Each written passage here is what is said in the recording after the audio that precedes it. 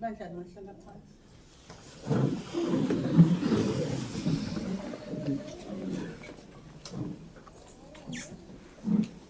Ngibingelela umfundisi in absentia. Ngibingelele umfundisi ngefamily yakaMasango. Ngibingelele executive yomkhandlu yonke ngokulandelana kwayo nenkonzo. Egameni elinamandla leNkosi yethu Jesu Kristu. Amen. Incwadi yethu namhlanje John 16:5-15 seyifundiwe. Isonto lesihlanu lelo, it's the 5th Sunday of Easter.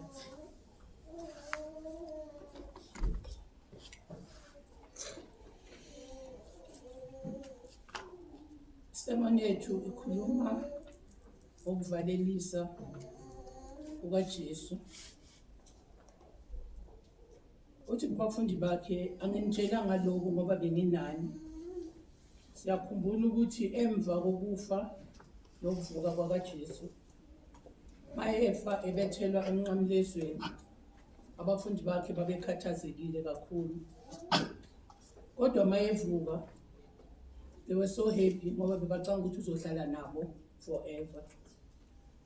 Kepha la encwadini kaJohn siyathola ukuthi akunjalo, uthi azange abatshele ngoba wayenabo.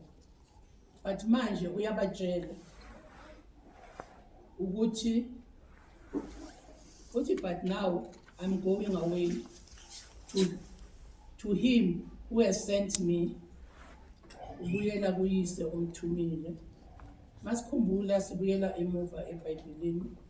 Ukufa kukaJesu was planned uye owathabatha isafari yomnqamlezo ngokuthanda kwakhe, nobody forced him.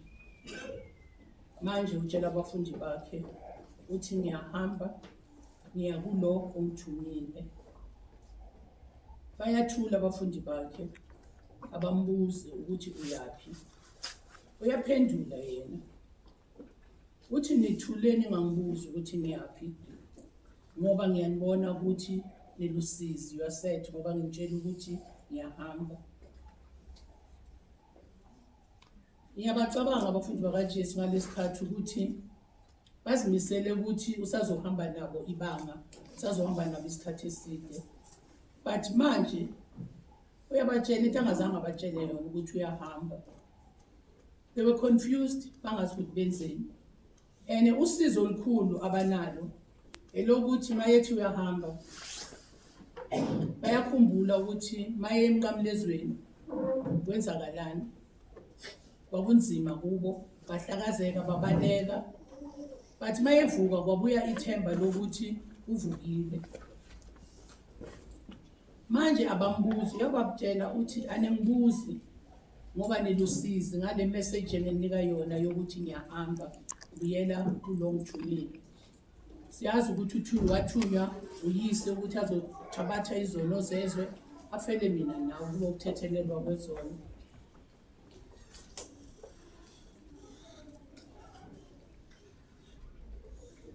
Manje watshela ukuthi uyahamba ubuyela komthumileyo.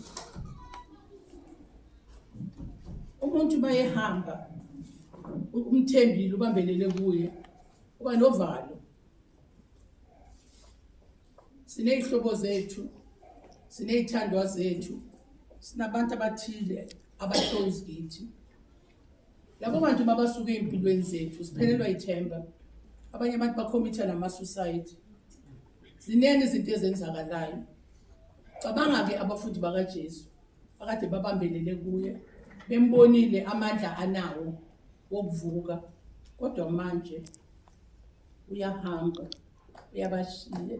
Ngixolele, angiboni ne-problem ehle. Manje uyabashiya, uyahamba.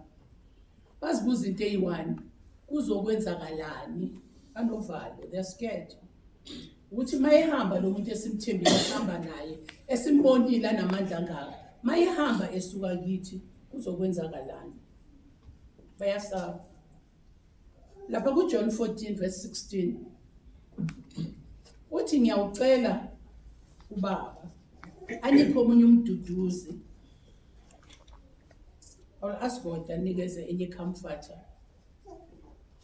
Yena njengoba ahamba ube baduduze benzela konke.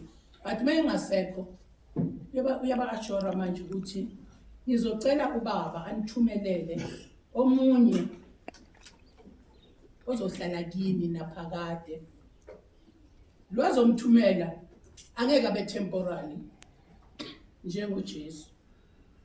uJesu wayezozele uzogcwalisa imibhalo nokuthi kusulwe icala lethu nokuthi thina sibe ne-relationship le esasinaye seyivalekile yavulwa ukufa kwakaJesu emnqamlezweni.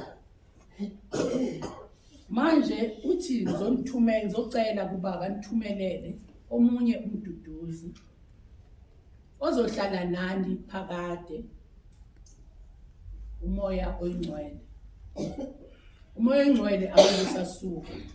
Ngingakho athi kubafundi bakhe angeke niphinde nembone ngoba yena uhambile uyocela ubaba ukuthi athumele umoya wamandla, umoya weqiniso, umoya esizophila nawo.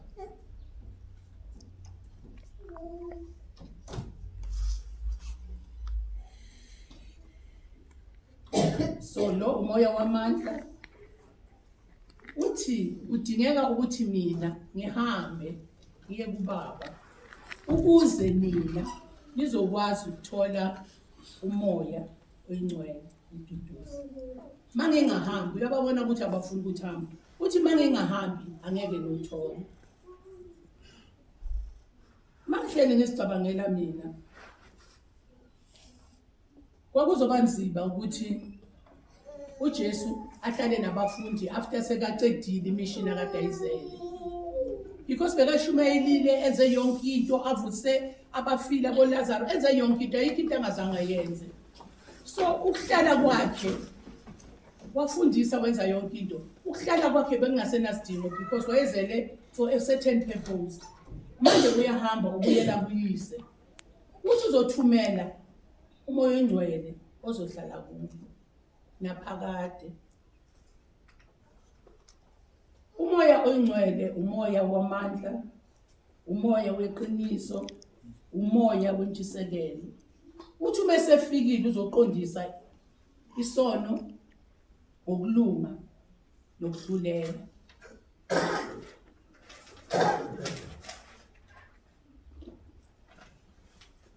When he comes, he will prove to the people of the world that they are wrong about sin and about what is right and about God's judgment.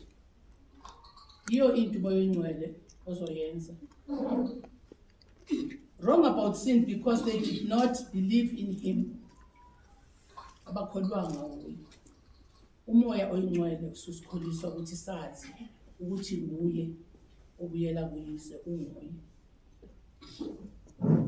Wrong about what is right because I am going to the Father and you will not see me anymore.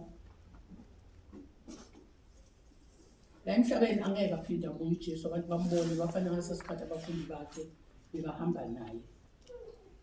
And enye into azoyicorrect, wrong about judgment because the ruler of this world has already been judged. Umoya oyingcwele yizo izinto azozayina out kithi azositshela zona. Uthi umoya weqiniso mase ufikile uzositshela lonke iqiniso. Angeke akhulume okungokwakhe. Mhlawumbe njengoba ngime la mina ngikhuluma into evela kimi, angikhulumi into evela kumoya oyingcwele. But ingakho athi uzongikhazimulisa because uzokhuluma iqiniso kuphela. Whatever umoya oyingcwele okhulumayo nokwenzayo wenza exactly into ayithunyiwe. Sometimes thina siyathunywa umisinterprete lento othunywe yona ukhulume eyakho. But umoya oyingcwele is going to tell us exactly. Kwenye indawo eBhayibhelini ithi iBhayibheli awukude uJesu uNkulunkulu because there are three. akakude kunawe useduzane. You don't need ukuthi uhambe ngetrain uthi uya endaweni ethile uyomfuna or uthi uya kuphi or elwandle or kuphi, because kubuwe umoya wamandla okithi uyohlala nathi kuze kube phakade. Umoya wentshisekelo weqiniso, umoya osiguidayo ositshelayo oku-right noku-wrong, umoya osifundisayo singathi asazi, umoya yiwo osifundisayo, umoya oyingcwele.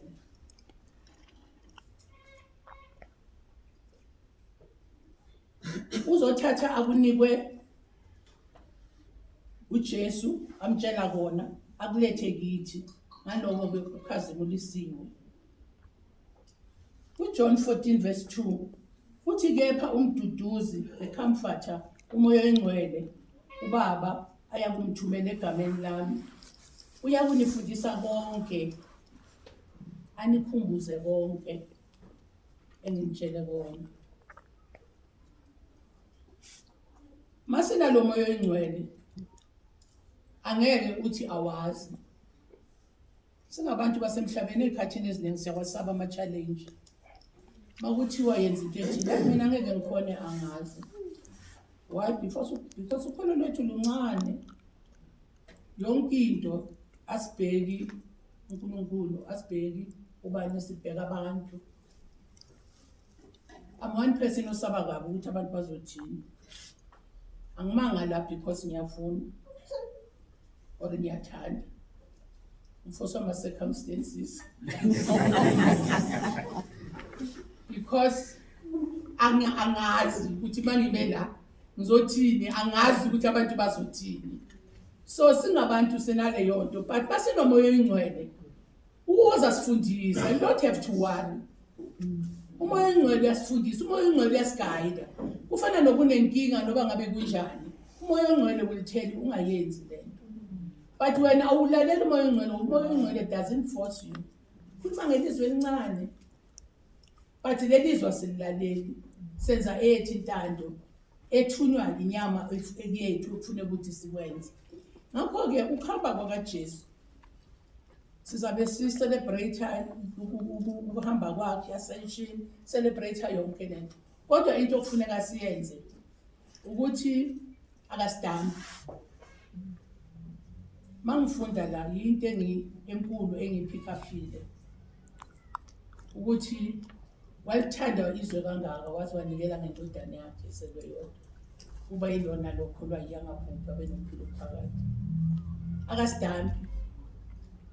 Ilento ayenze kubafundi bakhe abadampanga uthi if ningahambi umoya oyingcwele angeke uze. It's a promise. So namhlanje thina singamakholwa kufanele sibonge lo moya oyingcwele, sibonge lo moya wamandla weqiniso, umoya wentshisekelo ukuthi yiwo ozosigayida, uzosifundisa, uzosenzela konke. Ngakho ungathi namhlanje sisakhumbula umoya oyingcwele ozayo, singacabanga enhlizweni zethu nasengqondweni zethu ukuthi angeke asidambe. Whatever i-challenge onayo nento okufuneka ukuthi uyenze, umoya oyingcwele uzokufundisa. Amen. Amen. Asikhulekeni.